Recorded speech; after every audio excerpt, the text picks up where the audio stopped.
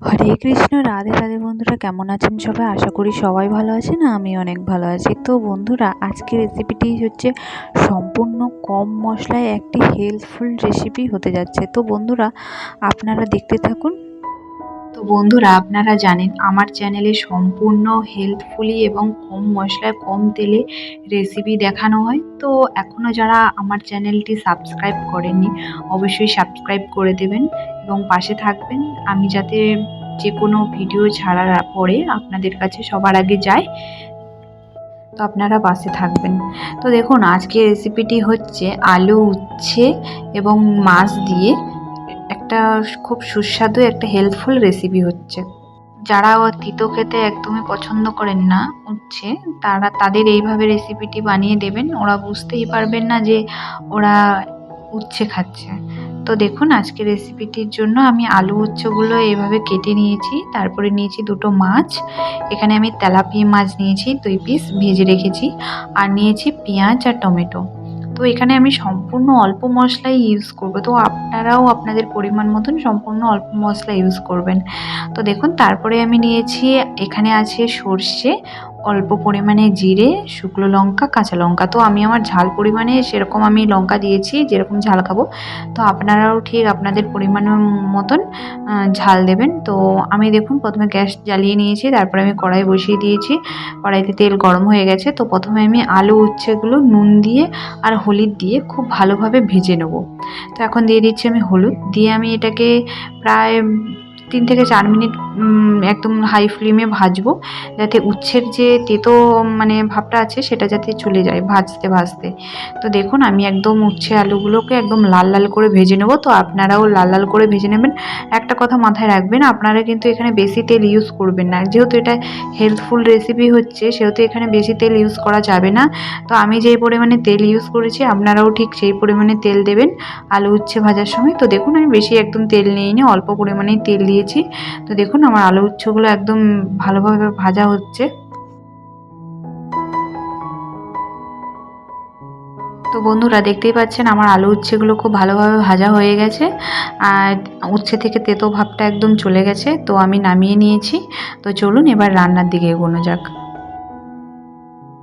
তো দেখুন, কড়াই বসিয়ে দিয়েছি, কড়াই গরম হয়ে যাচ্ছে। কড়াইয়ের উপর আমি সর্ষের তেল দিয়েছি পরিমাণ মতন।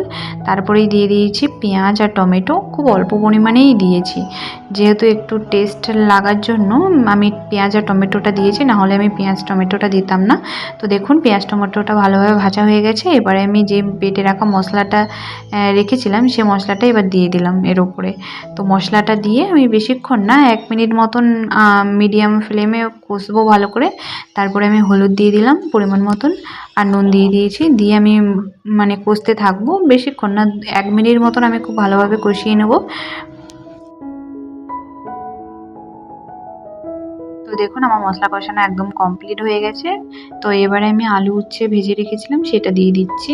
তো দেখুন, আমি আলু উচ্ছেটা দিয়ে ভালোভাবে কষিয়ে নেব। প্রায় 5 থেকে 6 মিনিট আমি খুব ভালোভাবে কষিয়ে নেব। তো আমি যেভাবে কষাচ্ছি, আপনারাও ঠিক সেইভাবে দেখে দেখে রান্না করবেন। খেতেও খুব টেস্ট হবে এবং দুর্দান্ত হবে। আর যারা তেতো খেতে একদমই পছন্দ করেন না, তাদের এইভাবে রান্না করে অবশ্যই দেবেন। তারা খুব ভালোভাবেই খাবে এবং স্বাস্থ্যের দিক থেকেও খুব ভালো থাকবে আর কি এখানে।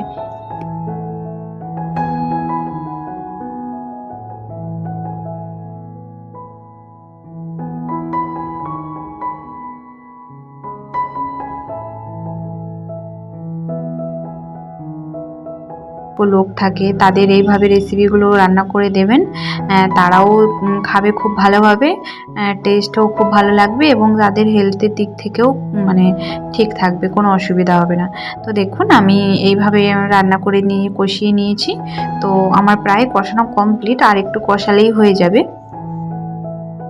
আপনারা কিন্তু দেখতেই পাচ্ছেন, আমি আলু উচ্ছে ভাজার সময়ও বেশি তেল দেইনি এবং আমি যে মশলাটা কষাচ্ছি, সর্ষের তেলটা যে দিলাম, আমি কিন্তু বেশি পরিমাণে দেইনি। আমি খুব অল্প পরিমাণেই আমি মশলাটা তেল দিয়ে মশলা আলু উচ্ছে খুব ভালোভাবে কষিয়ে নিচ্ছি। তো আমি এখানে বেশি তেল ইউজ করছি না, আমি এই তেলেই আমি খুব ভালোভাবে রান্নাটা করে নেব।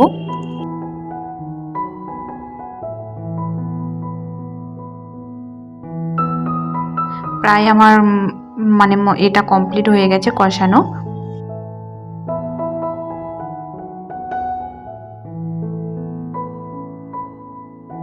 1 মিনিট মতন কষালেই আমার একদম কষানো কমপ্লিট হয়ে যাবে। তো দেখুন আমার একদম কমপ্লিট হয়ে গেছে কষানো। এর উপরে আমি অল্প পরিমাণে, খুবই অল্প পরিমাণে জল দেব। তো দেখুন আমি খুব অল্প পরিমাণেই জল দিয়েছি, তো আপনারাও খুব আপনাদের পরিমাণ মতন জল দিয়ে দেবেন।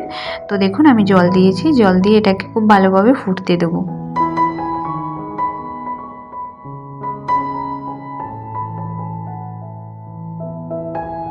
তো দেখুন আমার জল দেওয়া কমপ্লিট, আমি খুব অল্প পরিমাণেই জল দিয়েছি।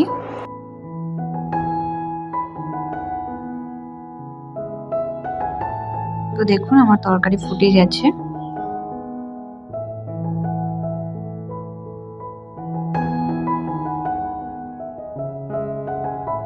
তো 2 মিনিট মতন এইভাবে তরকারিটা ফুটবে।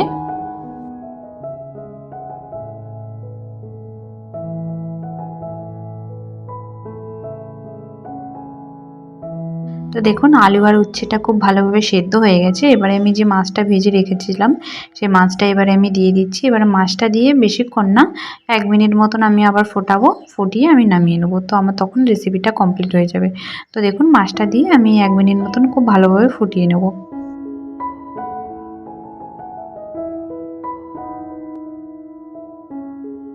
তো দেখুন অপূর্ব একটা স্মেল বেরোচ্ছে। তো আমার রেসিপি কমপ্লিট হয়ে গেছে, এবারে আমি নামিয়ে নিয়েছি।